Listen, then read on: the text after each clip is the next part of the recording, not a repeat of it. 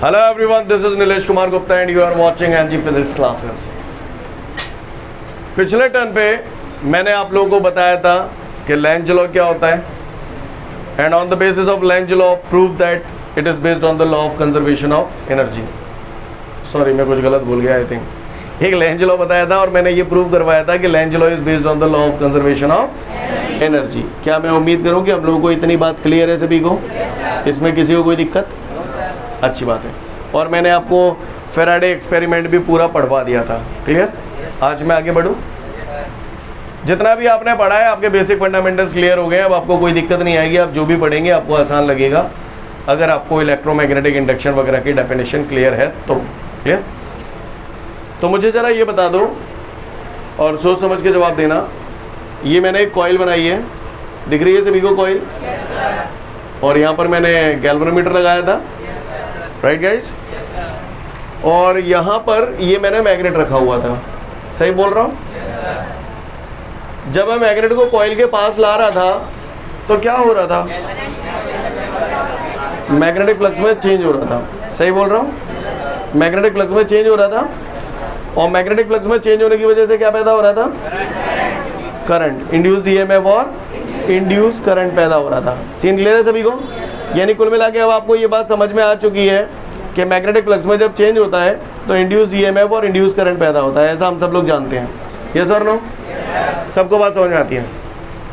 अच्छा, तो एक बात बताओ, इसमें जो इंड्यूस्ड करंट अगर पैदा हो रहा था, इंड्यूस ईएमएफ जो पैदा हो रहा था, वो कब तक हो रहा था? जब तक मैग्नेटिक फ्लक्स में चेंज किया जा रहा था. अगर मैग्नेटिक फ्लक्स में चेंज करना बंद कर दूं तो इंड्यूस्ड ईएमएफ और इंड्यूस करंट पैदा नहीं होगा. ये बात सभी को क्लियर है? तो मैं जो बोल रहा हूँ आप उससे एग्री करते हैं या डिसएग्री करते हैं, बताइएगा.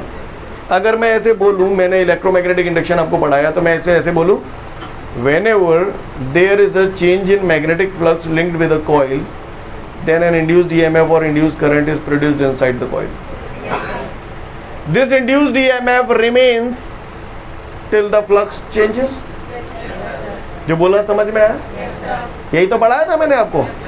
मैंने बोला था जब भी किसी कॉइल से लिंक्ड मैग्नेटिक फ्लक्स में चेंज किया जाता है तो उसके अंदर इंड्यूस्ड ईएमएफ सेटअप हो जाता है. और ये इंड्यूस्ड ईएमएफ और इंड्यूस्ड करंट तभी तक रहता है जब तक मैग्नेटिक फ्लक्स में चेंज होता है. मैग्नेटिक फ्लक्स में चेंज खत्म, इंड्यूस्ड ईएमएफ और इंड्यूस्ड करंट खत्म. समझ में आ रही बात? तो मैं जो बोल रहा हूँ उसे ध्यान से सुने. Whenever the magnetic flux linked with a coil changes, then an induced EMF is set up inside the coil. This induced EMF remains till the flux changes. जो बोला पल्ले पड़ा, यही फैराडे का फर्स्ट लॉ है. ऐसा नहीं लग रहा? यही तो इलेक्ट्रोमैग्नेटिक इंडक्शन की डेफिनेशन थी. सब कुछ मिलता जुलता है, आप कुछ बचा नहीं, खत्म कहानी. क्लियर है? समझ में आ गया फैराडे फर्स्ट लॉ? फैराडे ने 2 लॉ दिए थे बॉस. कितने लॉ दिए थे? फैराडे पट्टा हर जगह 2 ही देता था. यहाँ भी 2 दिए और आपने केमिस्ट्री में भी पढ़ा होगा फैराडे लॉ ऑफ इलेक्ट्रोलिसिस, वहाँ भी 2 दिए थे कमीने ने. खैर जो भी है, डोंट से कमीना, हमारे लिए ये लॉ काफ़ी यूजफुल है. खैर जो भी है, तो फैराडे फर्स्ट लॉ क्लियर है सभी को?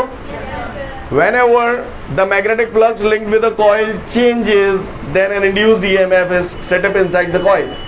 This induced EMF remains till the flux changes. Got it guys? All of you are clear with that? Faraday first law पढ़ लो, पूछूंगा आपसे. अगर आपको ये बात समझ में आ गई, फैराडे फर्स्ट लॉ आपको क्लियर हो गया, तो गौर से देखिएगा. इसमें इंड्यूस्ड ईएमएफ पैदा होने के लिए जिम्मेदार कौन? जोर से बोलो. हाँ, चेंज इन मैग्नेटिक फ्लक्स.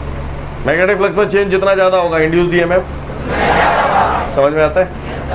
तो जाको मतलब तो ये है गो कि जितना ज़्यादा मैग्नेटिक फ्लक्स में चेंज करूँगा, इंड्यूस्ड ईएमएफ उतना ही ज़्यादा पैदा होगा. तो इसका मतलब इसे ऐसे लिखूँ, बोलो भैया, समझ में नहीं आई होगी है? Induced EMF is directly proportional to the change in magnetic flux. Scene clear है सभी को? कागज को परेशानी? बात समझ में आ रही है सभी को? कोई दिक्कत? ये जो मैंने लिखा है स्टेटमेंट आप लोगों को पल्ले पड़ रहा है? हाँ, induced EMF is directly proportional to the change in magnetic flux. Magnetic flux में जितना ज़्यादा चेंज करेंगे इंड्यूस्ड ईएमएफ उतना ही ज़्यादा पैदा होगा. होगा नहीं होगा? यानी मैग्नेटिक फ्लक्स में अगर चेंज बढ़ेगा तो इंड्यूस्ड ईएमएफ बढ़ेगा.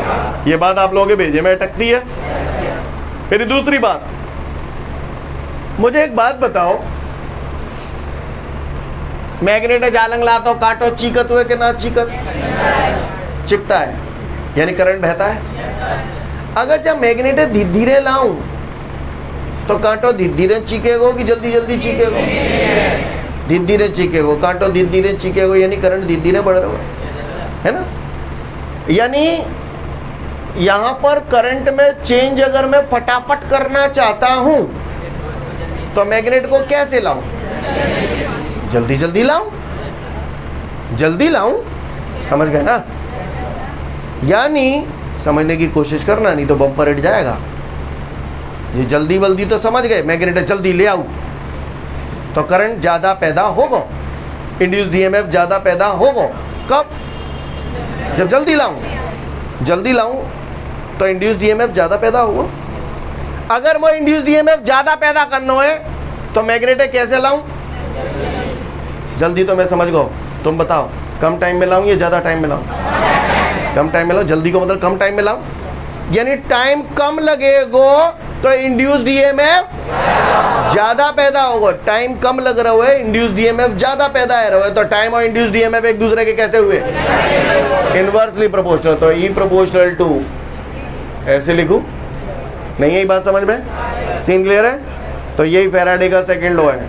According to the Faraday's second law of electromagnetic induction, the induced EMF in a coil is directly proportional to the rate of change of magnetic flux.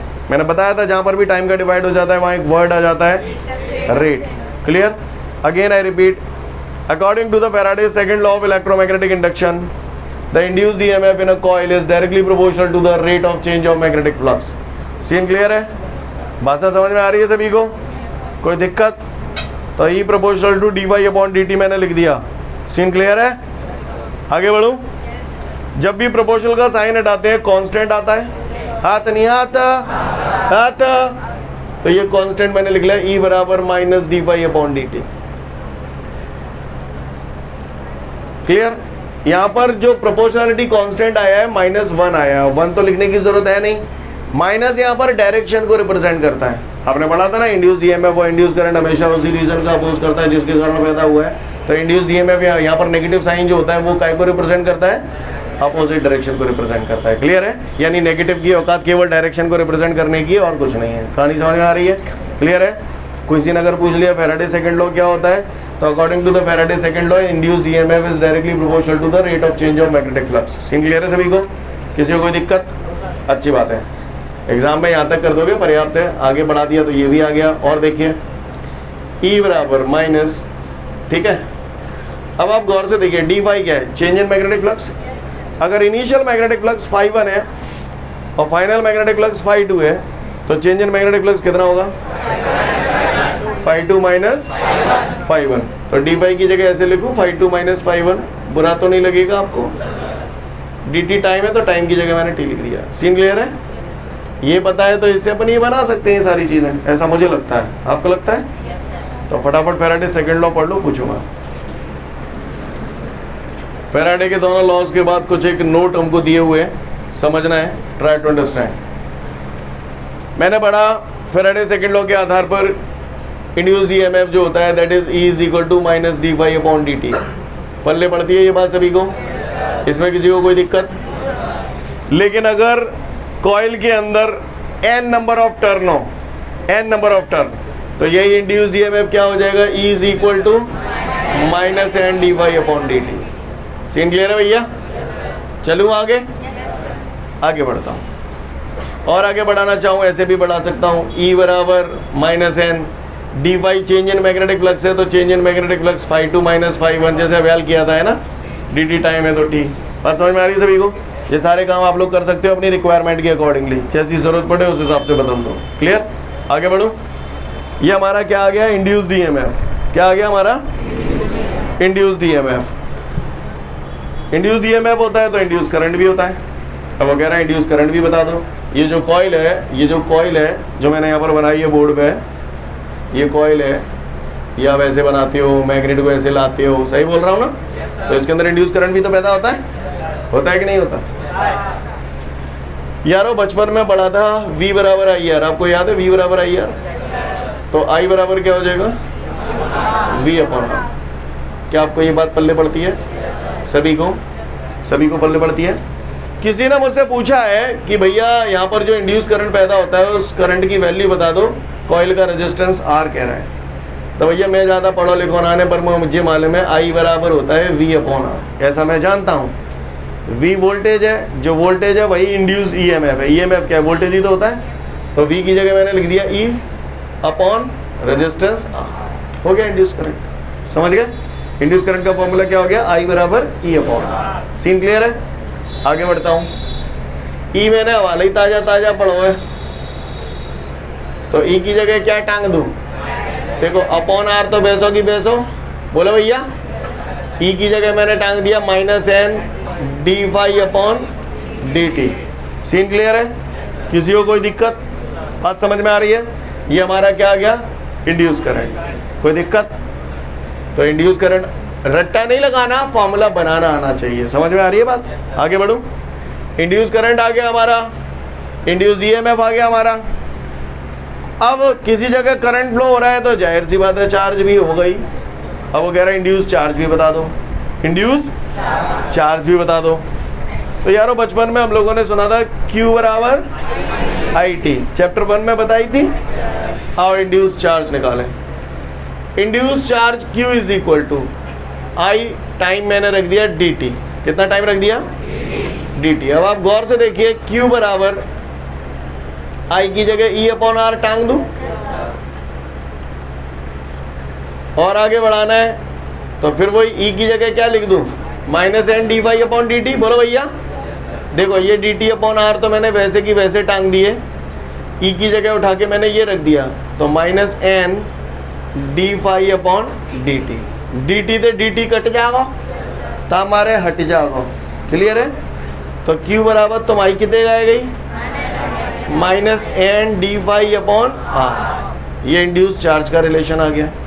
कोई दिक्कत? किसी को कोई परेशानी? ओके। और आगे बढ़ाना चाहूँ और आगे भी बढ़ा सकता हूँ। Q इज इक्वल टू, तो Q is equal to -N/R as it is. d∅ आप ही बता दो, वेल कर तो चुका हूँ। Change in magnetic flux ∅2 - ∅1। Scene clear है? सब हम अपनी रिक्वायरमेंट के अकॉर्डिंगली बस बदलना आना चाहिए। क्लियर है? कोई दिक्कत? बढ़ूँ आगे। आप यहाँ पर गौर से देखिए, जब आपने इंड्यूस चार्ज निकाला तो यहाँ पर टाइम से टाइम कट गया। यानी इंड्यूस चार्ज जो होता है that does not depend on time. Clear? किसी ने भी पूछा इंड्यूस चार्ज किस पे डिपेंड नहीं करता है, तो आप उसको बोलना कि induce charge does not depend on time. बात भेजे में अटक रही है आप लोगों को? Clear? Induce charge does not depend on time. अब मैं आपसे कुछ बातें पूछ रहा हूँ, आप लोग मुझे बताइएगा सही है या नहीं है। Induce charge depends on the number of turns. कैसे पता? दिख रहा है? Induce charge depends on rate of change of magnetic flux.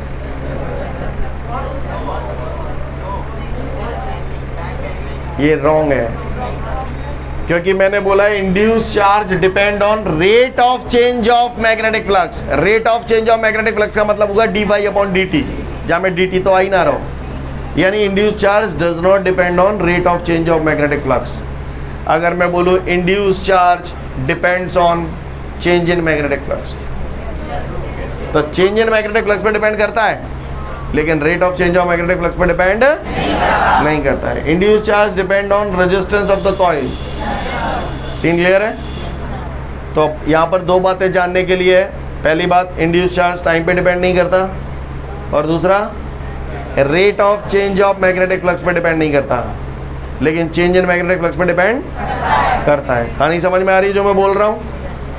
Faraday के सेकेंड लॉ के बाद कुछ एक नोट दिए, वो पूरी कहानी पढ़ लें, समझ जाओगे। इन सभी नोटों के बाद अब हमारे सामने न्यूमेरिकल्स है। जो न्यूमेरिकल, पहला न्यूमेरिकल हमको दिया है कि एक कॉइल है, उस कॉइल से लिंक्ड मैग्नेटिक फ्लक्स पहले 12 × 10⁻³ वेबर था, फिर 0.01 सेकेंड बाद उस कॉइल से लिंक्ड मैग्नेटिक फ्लक्स 6 × 10⁻³ वेबर रह गया। तो इंड्यूस्ड ईएमएफ बताइए कितना होगा?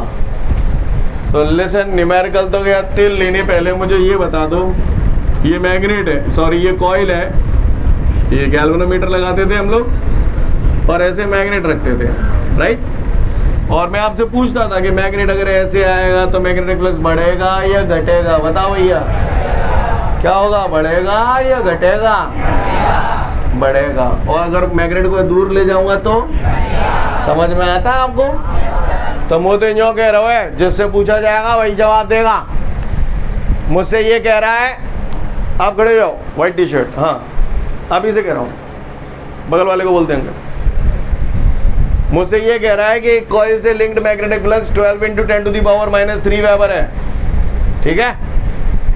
और थोड़ी देर बाद उससे लिंक्ड मैग्नेटिक फ्लक्स 6 × 10⁻³ वेबर रह गया। तो पहले तो ये मुझे बताओ कि magnetic flux linked with a coil, इसको देखने से क्या पता चल रहा है, बढ़ गया या घट गया? घट गया। तो मैग्नेट कैसे जा रहा होगा, न्यो जा रहा होगा कि न्यो जा रहा होगा?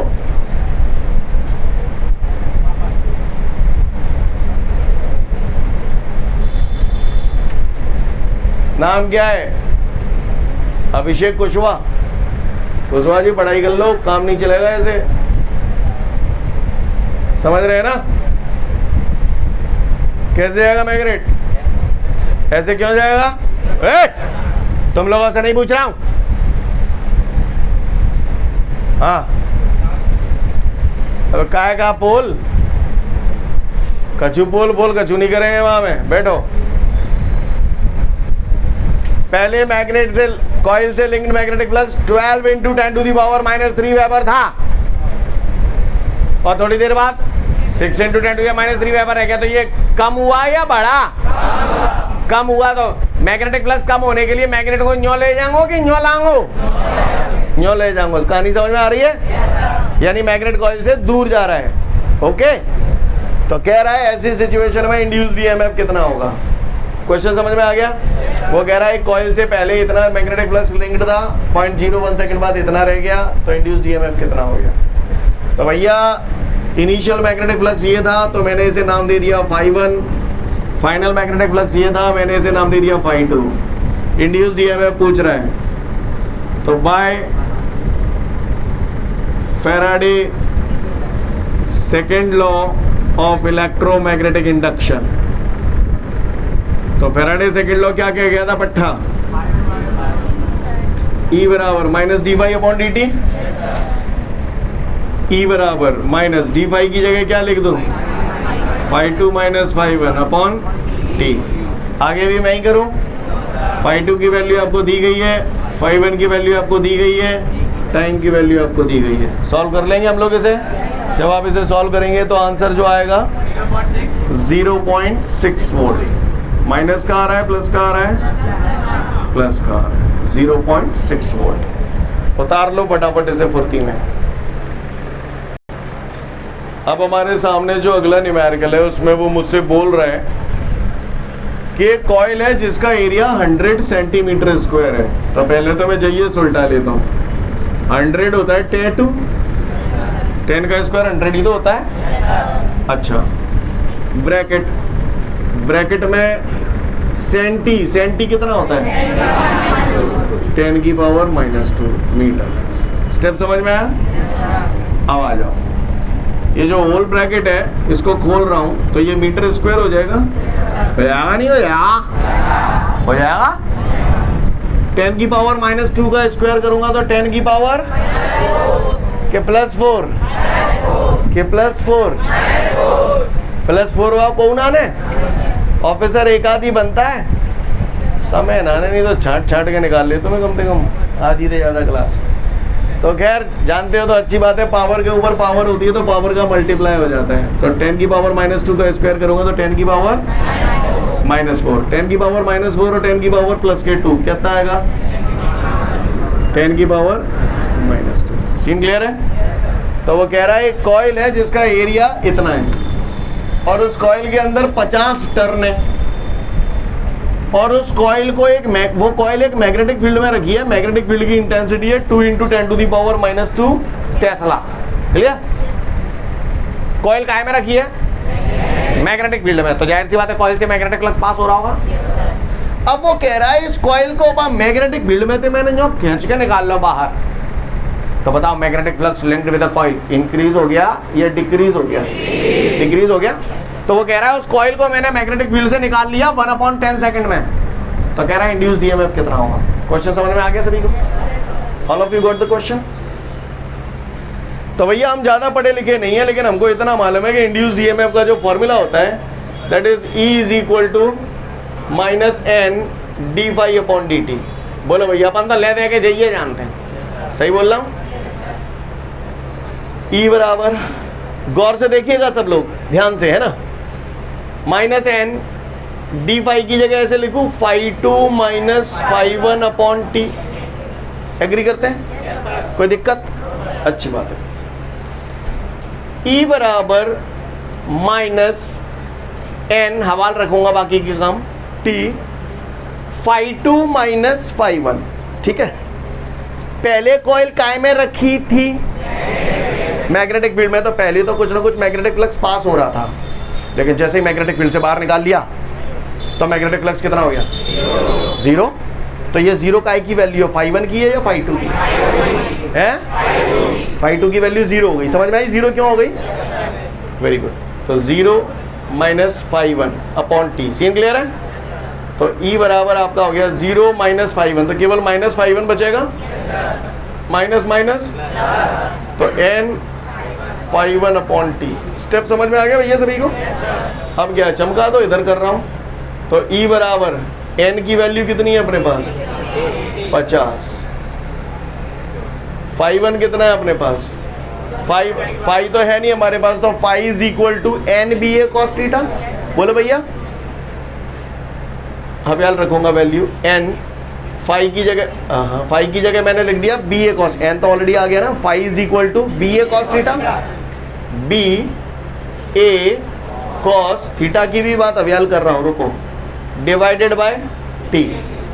अब मुझे थीटा चाहिए, तो उसने यहाँ पर ये क्वेश्चन में बोला है कि कॉइल मैग्नेटिक फील्ड में जो रखी है ना, परपेंडिकुलर रखी है, नॉर्मली परपेंडिकुलर। बताओ थीटा कितना रखूं?